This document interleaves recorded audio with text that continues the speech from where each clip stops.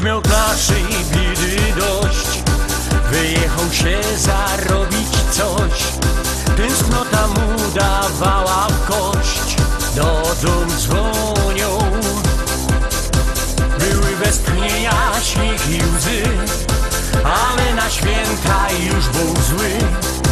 Zajęto linia, żonka nie odbiera poradni.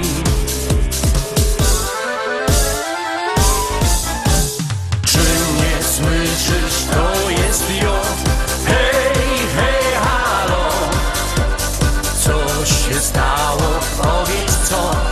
Hej, hej, halo, co dzień dzwonia razy 100. Hej, hej, halo, cały tydzień i no to.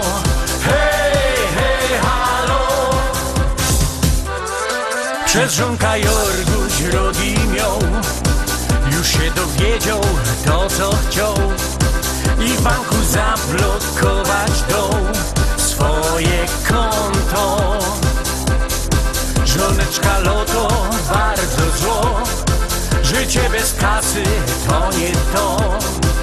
I bez tuż dzwoni tuś do niego, żeby skusić go.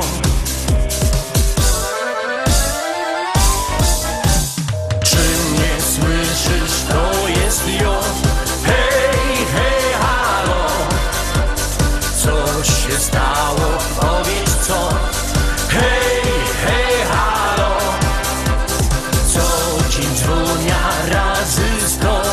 Hej, hej, halo, cały tydzień i no to.